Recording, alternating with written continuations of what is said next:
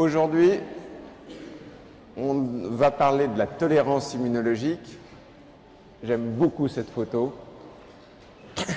Et en plus de ça, le message, c'est qu'effectivement, dans la vie, en particulier dans la vie du système immunitaire, la tolérance, vous allez le voir, ça commence jeune. Alors, première chose, c'est la définition de la tolérance. Hop, on va faire passer. Voilà. Alors, qu'est-ce que c'est la tolérance ou la tolérance immunologique? C'est défini en fait comme une non-réponse à un antigène qui a été induit alors que cet antigène, au départ, vous a déjà été présenté. Donc vous avez une présentation de l'antigène, mais malgré cette première présentation, il n'y a pas de réponse immunologique. Alors, pourquoi il n'y a pas de réponse immunologique? On va le voir. Tout simplement parce que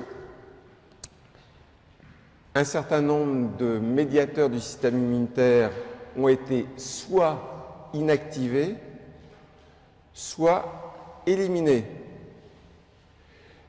Et une petite définition, ces antigènes un petit peu particuliers qui vous sont présentés et auxquels vous ne répondez pas, en fait, on les appelle des tolérogènes. Donc, un même antigène, ce qui est intéressant, c'est que chez certains individus, il peut être immunogène. Un antigène, il va être immunogène, induire une réponse immune. Et le même antigène, il peut aussi être tolérogène, alors que c'est la même forme. Alors, ce qui est plutôt rassurant, c'est qu'on tolère en priorité les antigènes du soi. C'est une propriété du système immunitaire, c'est de tolérer vos antigènes du soi, mais par moment, il y a une non-réponse à des antigènes qui pourtant sont étrangers. Alors, ce que vous savez déjà, c'est que, indépendamment des antigènes, un individu, il a toujours le même répertoire antigénique. Là, ce que vous voyez apparaître, c'est ce que je viens de vous dire. Réponse immune normale, prolifération et différenciation. Tolérance, vous avez tous les mêmes récepteurs. Pourtant, lorsqu'il y a un antigène du soi, vous allez avoir ce qu'on a dit une anergie, c'est-à-dire il n'y a pas de réponse fonctionnelle. Une délétion, vous éliminez des effecteurs de la réponse immune, et en particulier, là, ce que vous êtes en train d'éliminer, c'est des lymphocytes B, mais vous pouvez aussi éliminer des lymphocytes T, on le verra. Ou il y a aussi une autre façon dont vous procéderez, mais ça, on va le revoir, on est uniquement dans l'introduction pour l'instant, c'est qu'un des moyens qu'ont les cellules B de ne pas répondre, c'est tout simplement de changer de spécificité. Mais ça, vous allez le revoir. Alors, ce que je vous disais, c'est que tous les individus ont essentiellement les mêmes récepteurs de surface, et tout ce répertoire avec ces mêmes récepteurs, il est au départ indépendant de l'antigène, puisque l'antigène, on ne le voit apparaître que maintenant. Tout votre répertoire, il s'est déjà fait là. Cellules, réarrangement des chaînes lourdes, réarrangement des chaînes légères. Vous êtes au niveau du lymphocyte B immature. Donc vous avez tout votre répertoire, tous les récepteurs. Il va commencer tout de même à y avoir des changements, l'induction d'une tolérance au moment où vous allez rencontrer, notamment dans les organes lymphoïdes centraux, les antigènes du soi. Mais le premier message, c'est que tout votre répertoire, il s'est fait indépendamment des antigènes, et pourtant, ces antigènes, certains vont être immunogènes, les autres vont être tolérogènes. Alors, cette tolérance, c'est une propriété du système immunitaire normal. Cela dit, vous avez de temps en temps des réactions que l'on appelle auto-immunes, que vous connaissez, dont on va beaucoup parler, contre les antigènes du soi. Ça veut dire que tout de même, alors que vous devriez tolérer la plupart des antigènes du soi, de temps en temps, vous avez des réactions auto-immunes. Et si ces réactions auto-immunes sont inappropriées, je n'ai pas dit forcément trop fortes, inappropriées, vous pouvez avoir des maladies auto-immunes. Alors l'autre chose, on est toujours dans les généralités, on a dit, bon, cette tolérance, c'est principalement contre les antigènes du soi. Vous pouvez également par moment tolérer des antigènes du non-soi, alors que vous devriez les rejeter. Mais ce qui va faire qu'un antigène va plutôt être immunogène ou tolérogène, ça va être souvent la façon dont cet antigène étranger va vous être présenté. Alors, c'est intéressant d'essayer de comprendre tout ça parce que de temps en temps, c'est utile d'essayer d'induire une tolérance à des antigènes étrangers. Notamment, vous avez certains médicaments que vous utilisez qui sont des protéines étrangères. Donc, ce serait intéressant que ces médicaments que vous voulez utiliser alors que ce sont des protéines étrangères, je pense par exemple au facteur 8 des hémophiles, ça serait bien que vous ne le rejetiez pas. Donc, c'est intéressant de temps en temps d'induire la tolérance. Alors, en plus de ça, pour le traitement de certaines maladies auto-immunes aussi, vous avez des médicaments qui essayent d'induire la tolérance. Alors, on va en voir un. D'abord, la tolérance, ce n'est pas nouveau, hein, avant de voir un médicament.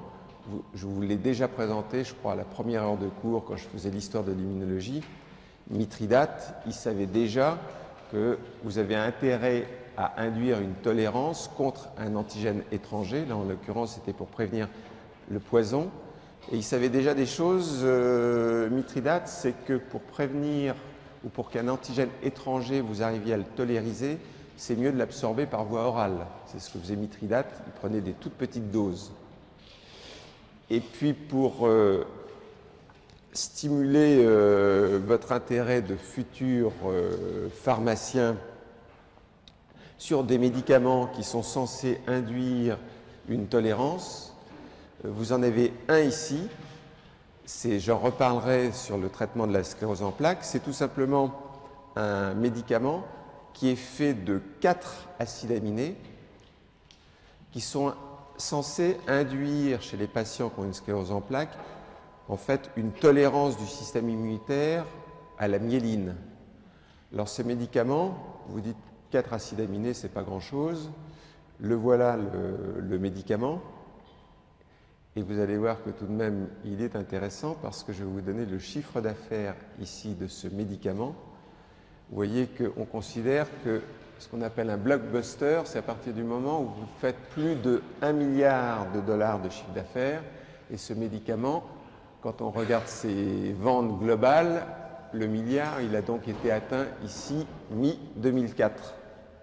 Donc c'est typiquement une application du cours qui conduit à un médicament intéressant. Quand je vous disais qu'il était censé induire la tolérance, c'est parce qu'on ne connaît pas tous les mécanismes de ce médicament. Donc ça, c'est pour stimuler votre attention. Alors, on était dans l'introduction. On va regarder toujours les caractéristiques générales et les mécanismes de la tolérance immunologique. Alors, la tolérance, ça vient de la reconnaissance de l'antigène par des lymphocytes spécifiques, sauf que, en fait, vos lymphocytes ne vont pas être activés par la reconnaissance de l'antigène. Et cette tolérance, elle est d'autant plus facile à induire que votre système immunitaire va rencontrer l'antigène pendant la vie fœtale ou néonatale. Alors ça a été très bien démontré chez la souris. Alors je sais que vous n'êtes pas des fanatiques de la souris, mais ça a été très bien démontré chez la souris qu'on pouvait induire une tolérance, en particulier au cours de la vie fœtale et néonatale. C'était une démonstration qui était tout de même intéressante puisqu'elle a valu un prix Nobel. Le prix Nobel de physiologie et de médecine de 1960, il a été à Sir Frank Macfarlane Burney, Peter Brian Medawar, ça pour avoir démontré que la tolérance, c'était quelque chose d'important qui pouvait être induit au cours de la vie fœtale ou néonatale. C'était des expériences chez la souris. Alors, on a vu que la tolérance, elle pouvait être induite, ou on va le voir tout du moins, ce que l'on appelle au niveau central, c'est la tolérance centrale, c'est-à-dire que cette tolérance va être induite au niveau des organes lymphoïdes générateurs. Et à côté de ça, à côté de cette tolérance que vous allez induire au niveau du thymus ou au niveau de la moelle osseuse, vous avez une tolérance que vous pourrez induire au niveau périphérique. Comme son nom l'indique, c'est la tolérance périphérique. Alors, pourquoi vous avez ces deux types de tolérance? La tolérance centrale, donc celle qui se produit au niveau des organes lymphoïdes centraux, moelle osseuse, thymus, elle va avoir pour rôle, ce qui est important, de vous assurer que les lymphocytes qui sont en train de maturer justement dans ces organes centraux ne vont pas reconnaître ou ne vont pas être activés par les antigènes qui sont justement présents dans ces organes centraux. Alors, dans ces organes centraux, ils sont composés de leurs propres antigènes. Il y a très peu d'antigènes, on va le voir, qui arrivent en fait de la périphérie ou qui arrivent de la périphérie dans ces organes centraux, tout du moins dans la vie fœtale et embryonnaire. Mais en tout cas, la tolérance centrale, c'est surtout pour éviter une réponse contre les antigènes qui sont présents. Alors, la tolérance centrale aux antigènes du soi, organes lymphoïdes centraux primaires, thymus, moelle osseuse, que fait ce schéma-là? Alors là, vous reconnaissez des antigènes du soi, vous avez des lymphocytes qui sont immatures. Qu'est-ce qui se passe? Toujours ce que vous avez vu, vous pouvez les éliminer par apoptose, ou ce que peut faire le lymphocyte B, il va pouvoir changer de récepteur, ce qui lui permettra de ne pas réagir contre l'antigène qu'il gêne, qui est un antigène présent ici. Il va y avoir aussi un autre mécanisme. Petit à petit, je vous instille une tolérance à l'immunologie, c'est-à-dire à petite dose, je vous apprends des choses. Donc, un autre mécanisme qui peut se passer aussi, c'est qu'au cours de la tolérance centrale, vous allez développer des lymphocytes T régulateurs. Ces lymphocytes T régulateurs vont freiner la réponse, notamment des lymphocytes B. Donc, tolérance centrale, trois mécanismes pour éviter d'être réactif contre ces antigènes. Et cette tolérance centrale, elle se développe d'autant mieux que l'antigène est présent à une forte concentration et d'autant mieux, on est toujours dans les généralités, que la reconnaissance du récepteur pour l'antigène se fait avec une forte affinité. C'est ça qui va être d'abord éliminé. Si vous éliminez, c'est ce qu'on appelle au passage une sélection négative. Alors, je vous disais, à côté de la tolérance centrale, il y a une tolérance périphérique. Là déjà, vous êtes arrangé pour tolérer vos antigènes du soi qui sont présents dans les organes lymphoïdes centraux. Mais au niveau périphérique, ce qui doit rester, c'est essentiellement les antigènes que vous reconnaissez du non-soi. Mais si, au niveau périphérique, vous est présenté des antigènes du soi, ben, à nouveau, cette fois-ci, au niveau des ganglions, par exemple, vous êtes capable d'induire une anergie, une apoptose, ou, grâce aux lymphocytes T régulateurs, dont certains, bien entendu, viennent des organes centraux, vous allez induire une suppression. Donc, 2 niveaux pour la tolérance.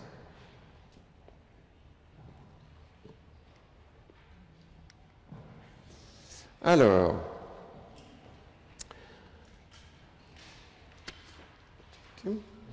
prix Nobel, figure. Autre, toujours dans les généralités, on a vu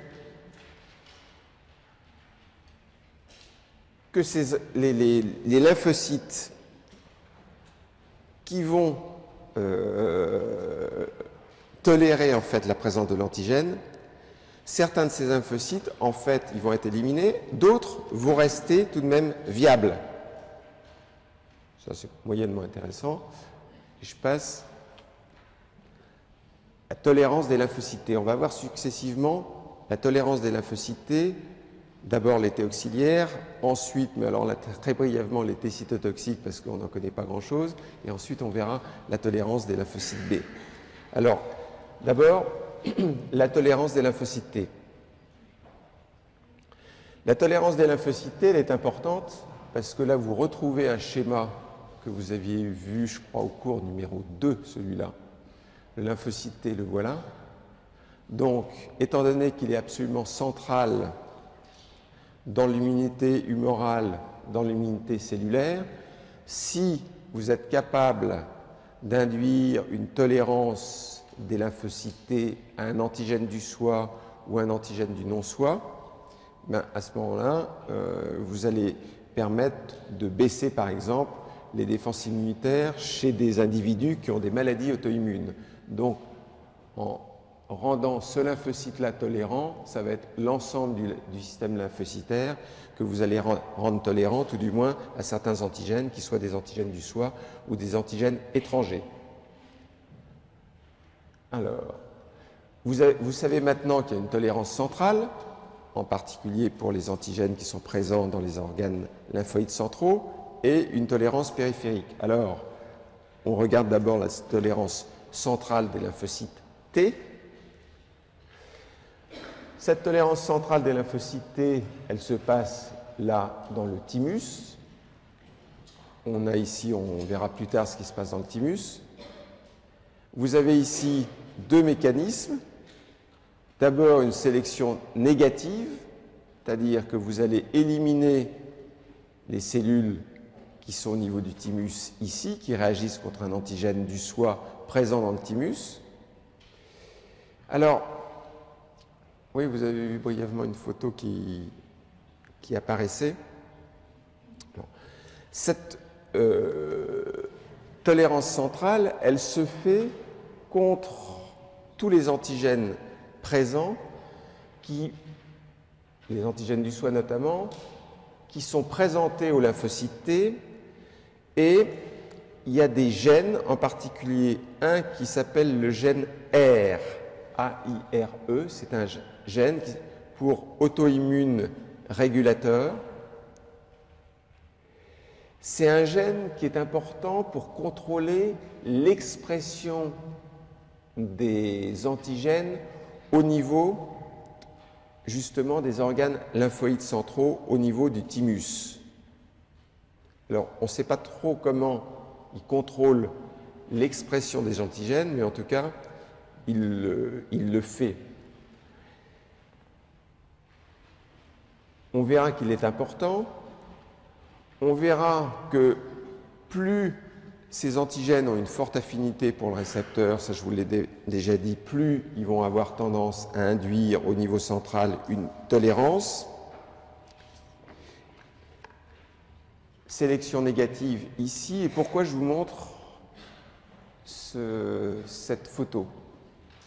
Cet homme est un homme particulièrement courageux parce que, en fait, c'est un homme, il court en moto, il fait des courses de moto et même il les gagne. Et ce qu'on me dit, c'est qu'il a un certain mérite parce que il doit tous les jours prendre à peu près 80, c'est marqué ici, 80 tablettes de médicaments. Tout simplement parce qu'il a une maladie qui est un syndrome auto-immun polyendocrine. Ce syndrome auto-immun polyendocrine, ça vous donne une atteinte de multiples organes endocrines, notamment parathyroïdes, les surrénales, les îlots pancréatiques. Et à quoi est due en fait cette maladie, qui est donc une maladie extrêmement sérieuse? Elle est due en fait à une altération ou une inactivation de ce fameux gène R qui vous semblait tout à l'heure moyennement intéressant. Pourquoi il nous parle de ça? Il suffit qu'il y ait une inactivation de ce gène, donc impliqué dans la présentation des antigènes au niveau du thymus pour induire la tolérance des lymphocytes T aux antigènes du soi. R ne fonctionne pas, ça donne une maladie qui est la maladie, donc le syndrome auto-immun polyendocrine. Alors, il y a d'autres mécanismes que vous verrez un petit peu plus tard. Notamment, il y a une kinase qui s'appelle ZAP70. ZAP70, elle a un nom amusant, donc vous allez la retenir. ZAP70 aussi, lorsque vous avez une déficience au niveau du gène qui code pour cette kinase, ZAP70, vous aurez d'autres manifestations d'auto-immunité parce qu'il n'y a pas une bonne induction de la tolérance. Ça, c'était le premier mécanisme qu'on a vu au niveau du thymus, de la tolérance centrale des lymphocytes T. Donc, grâce au gène R, vous présentez correctement vos antigènes. Vous avez des récepteurs de forte affinité pour l'antigène au niveau du lymphocyte T. Il va y avoir apoptose donc de cette cellule. Et puis, l'autre chose qui va être aussi intéressant, qui se passe au niveau central, c'est que la reconnaissance d'antigènes du soi au niveau central va vous produire l'induction de lymphocytes T régulateurs, qui sont des lymphocytes T CD4. Et vous voyez que ce lymphocyte T régulateur, il est là maintenant, il a été induit au niveau central, mais il va aller au niveau périphérique. Et puisque vous aviez une tolérance centrale des lymphocytes T, vous avez bien entendu une tolérance périphérique aux lymphocytes T, donc c'est celle que l'on va voir maintenant.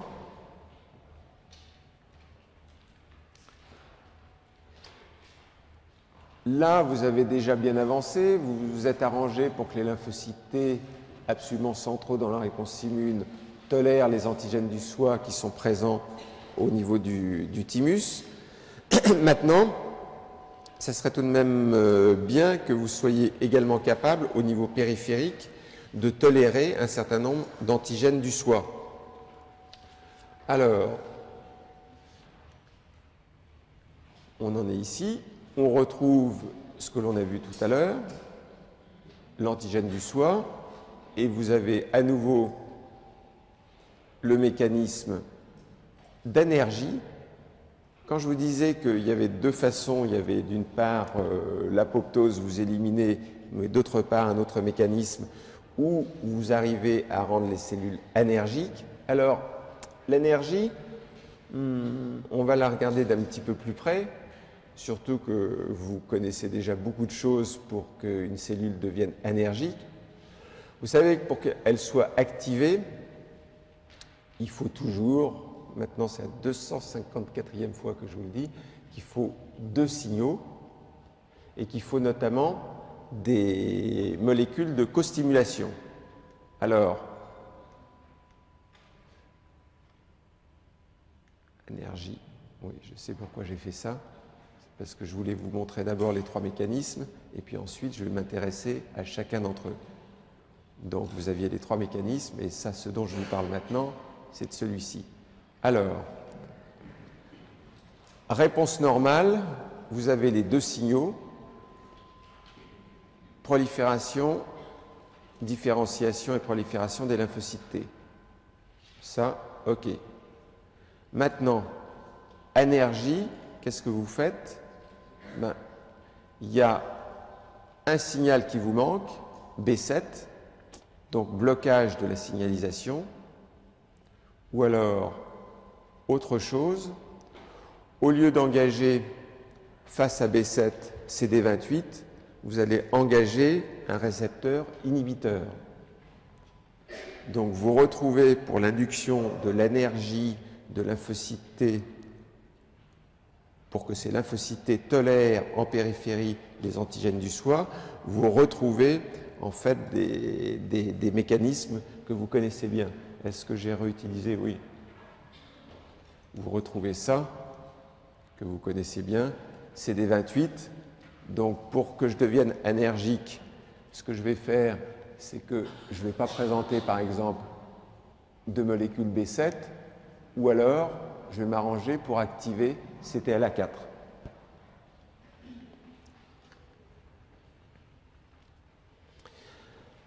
Alors, une fois que vous savez ça, que vous avez commencé à apprendre un petit peu mieux comment fonctionne la tolérance, ce qui au passage n'est pas facile du tout. C'est-à-dire la recherche sur la tolérance, c'est difficile parce que arriver à étudier des lymphocytes qui justement ne réagissent pas, c'est pas facile.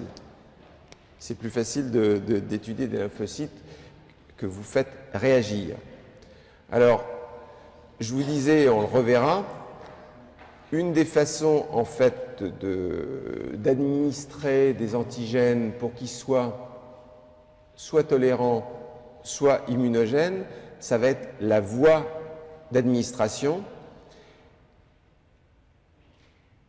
Lorsque vous utilisez une voie d'administration qui est par exemple sous-cutanée avec des adjuvants, là, on va être dans ce schéma-là, c'est-à-dire que vous aurez une réponse qui sera normale. Les adjuvants, ils vont vous induire notamment la présentation de molécules de costimulatrices. Par contre, lorsque vous utiliserez pas d'adjuvant et une voie orale, là déjà, vous aurez des chances d'être dans un système d'énergie où il y aura soit un blocage de la signalisation, soit un engagement de récepteurs qui sont inhibiteurs.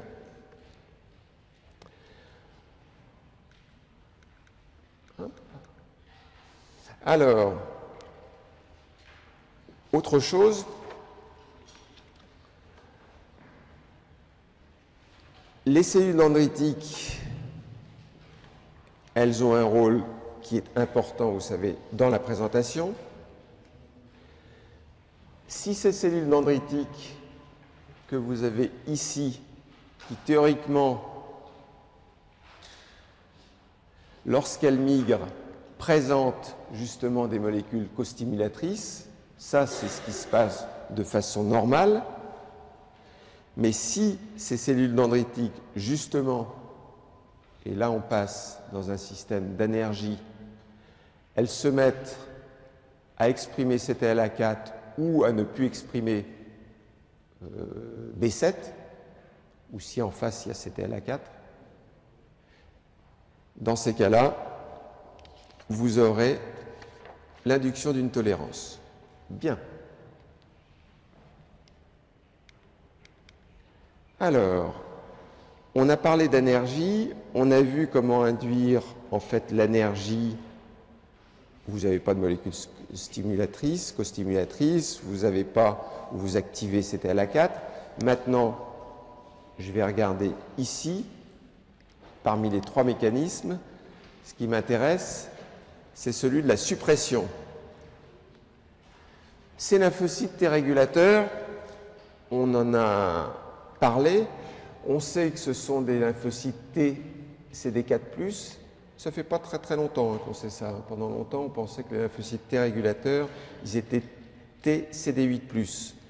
En fait, première caractéristique de ces cellules T régulatrices qui vont freiner la réponse immune, c'est qu'ils expriment à haut niveau le récepteur pour l'interleukine 2. Premièrement. Alors, est-ce que je l'illustre ça? Cellule T régulatrice, oui. Cellule T régulatrice. 1, elles expriment un haut niveau de récepteur pour l'interleukine 2. 2, pour que ces cellules régulatrices survivent, il y a un certain nombre de cytokines qui sont intéressantes pour leur survie, notamment TGF-bêta, IL-2. Alors, est-ce que je l'illustre ça?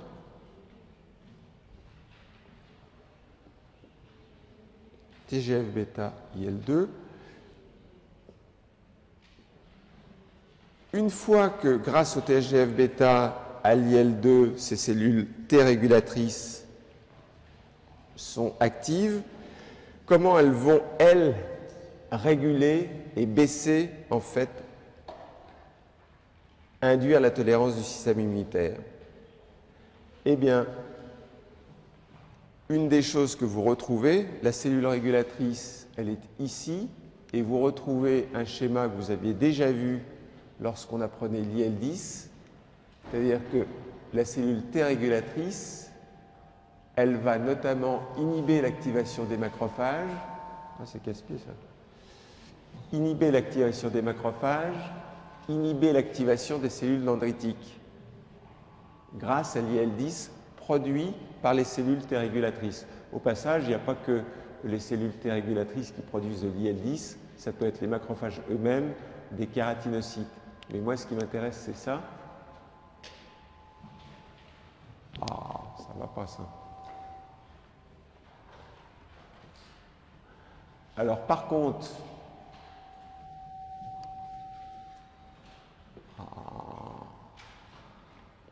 bon, je suis désolé, mais c'est casse-pied pour vous, c'est pas agréable pour...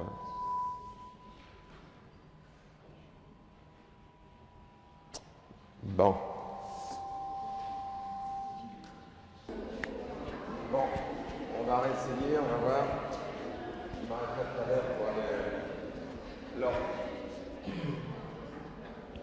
on était au fait que T régulateur, ça produisait IL-10, ça inhibait l'activation des macrophages, ça inhibait l'activation des cellules dendritiques. Vous savez que macrophages et cellules dendritiques, ça produit IL-12. L'IL-12 agit sur les T auxiliaires 1 et sur les cellules NK qui produisent de l'interféron gamma. Le fait que les cellules T régulatrices soient actives, produisent leur IL-10, ça va faire quoi? Ça va faire que vous aurez une baisse de la production d'IL-12 et de l'interféron gamma. Donc, il y a bien une diminution de la réponse immune.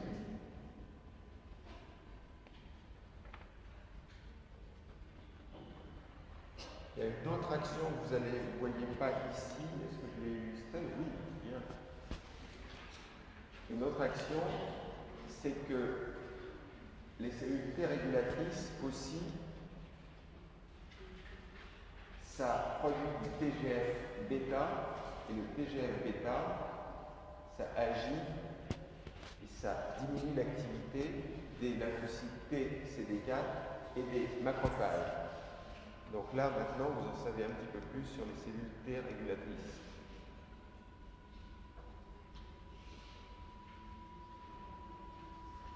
Bon, c'est vraiment pas possible. Ça vous gêne ou pas? Un petit peu ou beaucoup? Est-ce que vous avez bien aimé? Bon, on va essayer de tenir, on va essayer d'arriver à ça. Bien. Alors, maintenant, je reviens toujours au même schéma. Vous avez vu l'énergie, vous avez vu la suppression, maintenant, vous avez l'apoptose.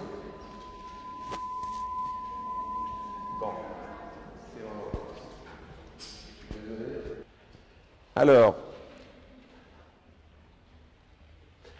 pour induire l'apoptose, ça va se passer dans plusieurs circonstances, notamment lorsque vous allez reconnaître l'antigène, mais qu'il n'y aura pas d'inflammation. Lorsqu'il n'y a pas d'inflammation, ça peut conduire à une apoptose, et aussi, de façon intéressante, il y a un mécanisme d'apoptose qui se produit lorsque vous allez stimuler en fait vos cellules de façon répétée. C'est-à-dire, ça paraît curieux parce qu'on vient de vous apprendre tout le temps qu'il fallait 2 présentations de l'antigène pour induire une réponse immune. Et là, je suis en train de vous expliquer qu'un des mécanismes d'induction d'une tolérance, c'est en fait d'avoir de multiples stimulations, de multiples activations qui peuvent induire une mort cellulaire. Bon. Alors,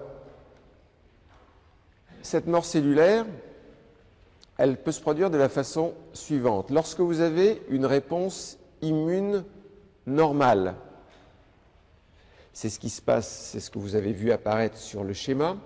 Lorsque vous avez une réponse immune normale, vous voyez apparaître une chose, c'est ici l'expression dans la cellule T activée de protéines anti-apoptotiques. Parmi ces protéines anti-apoptotiques, des protéines que vous retrouverez souvent, c'est BCL2 et BCLX. BCL2, BCLX, ce sont des protéines anti-apoptotiques importantes qui vous permettent, puisque vous empêchez en même temps que la cellule T naïve est en train de se différencier, vous permettez qu'elle ne meure pas, elle va devenir activée. Alors, là vous dites logiquement, ce qui serait bien si je veux induire une tolérance, c'est que, en fait, lorsque je reconnais un antigène du soi, au lieu qu'il y ait, en fait, dans le lymphocyte T, l'expression de protéines qui sont anti-apoptotiques, qui va faire que je survive, ça serait pratique, et c'est exactement ce qui se passe, qui est l'induction de l'expression, au contraire, de protéines pro-apoptotiques. Alors, il y en a une qui a un nom assez amusant, qui s'appelle BIM.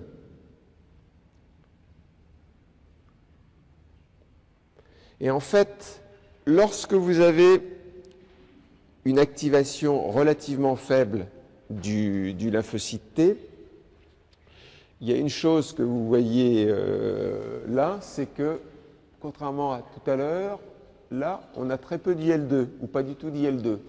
Et lorsque vous avez très peu d'IL2 ou pas du tout d'IL2, une des conséquences, c'est que justement, il y a l'expression des protéines pro-apoptotiques et non pas des protéines anti-apoptotiques. Et en bas, il reste quelque chose que vous n'avez pas encore vu. Voilà. Une des autres façons d'induire une reconnaissance des antigènes du soi et d'induire une apoptose, c'est que vos lymphocytes T, en fait, expriment face ligand. Et ce que vous voyez, c'est que ces 2 lymphocytes T qui sont en continuité l'un de l'autre, donc ils sont en proximité l'un de l'autre, il y en a un qui exprime face ligand et l'autre qui exprime le récepteur face. Alors, vous savez que activer le récepteur face, c'est induire une apoptose. Eh bien, là, vous avez des cellules qui reconnaissent un antigène du soi. Certaines de ces cellules de ces lymphocytes T expriment face ligand, l'autre exprime face, ou les deux peuvent être sur la même cellule, et ça, c'est un mécanisme aussi d'apoptose. Donc, vous avez là 2 mécanismes pour induire l'apoptose en réponse à un antigène du soi.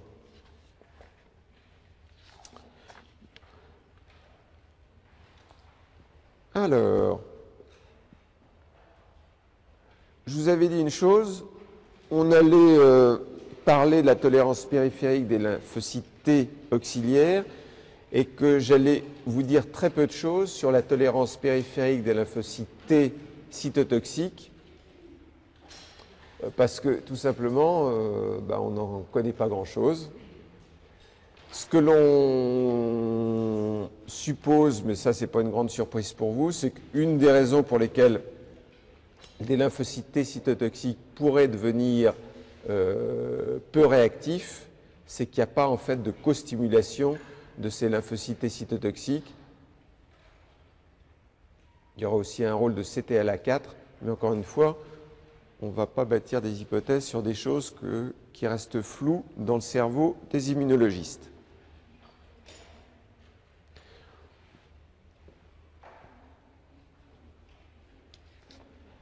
Tolérance des lymphocytes B.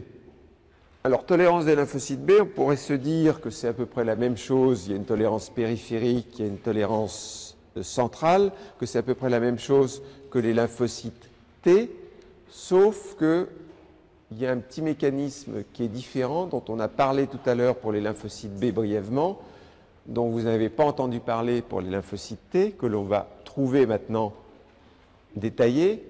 Vous êtes, c'est jaune, vous êtes visiblement au niveau de la moelle osseuse. Au niveau de la moelle osseuse, lorsqu'il y a des antigènes du SOIA et que vous avez des lymphocytes B autoréactifs, première chose que vous pouvez faire, c'est induire une apoptose en reconnaissance aux antigènes du SOIA. Alors ça, on l'avait vu, je ne sais pas si vous vous en souvenez, on l'avait vu lorsqu'on avait étudié ensemble la maturation des lymphocytes B. Vous vous souvenez de ça? Ce que l'on avait dit, c'est que pour l'instant, et ce que j'ai dit au départ, on a tous à peu près les mêmes récepteurs, indépendamment de la présentation d'un antigène. Là, vous avez une cellule B immature, exprimant le récepteur complet à l'antigène. Au passage, comment je fais pour reconnaître ici que c'est bien un lymphocyte B immature dans mes petits schémas, hein? J'ai dessiné qu'une immunoglobuline de surface. Alors quand il va être mature, il va avoir à la fois IgM et IgD. Ça y est, vous êtes fort maintenant. Alors, je fais rentrer l'antigène du SOIA qui est présent au niveau de la moelle, et il peut se passer deux choses, vous vous souvenez de ça. S'il y a une forte affinité de l'immunoglobuline de surface pour l'antigène du SOIA, c'est la sélection négative et ça conduit à l'apoptose. Donc là, c'est simple. On avait déjà vu que pour les lymphocytes T, c'était pareil, hein, il y avait un problème d'affinité. Sélection négative. Par contre, puisqu'il y a une sélection négative, ça veut dire qu'il y a une sélection positive. Ben là, vous avez en fait toujours un antigène du SOIA, mais l'antigène du SOIA, il a une faible affinité, et dans ces cas-là, le lymphocyte n'est pas forcément éliminé. C'est la sélection positive. Et on est passé au passage d'une cellule immature à un lymphocyte B mature naïf. Il a bien ces deux immunoglobulines de surface.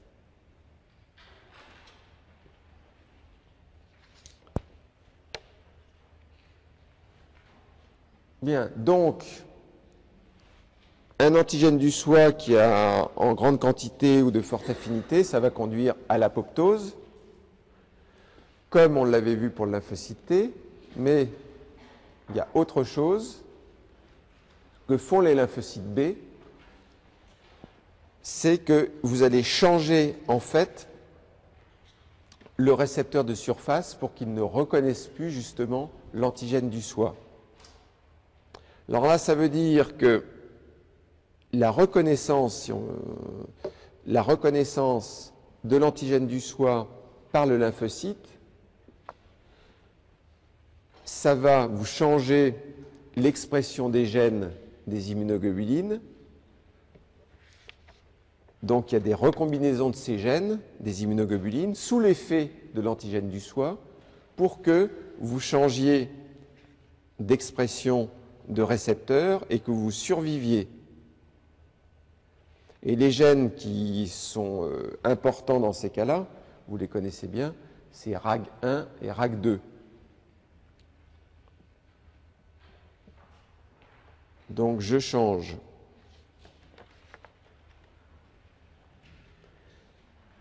Bien, là c'était au niveau central. Il y a une reconnaissance, il y a une tolérance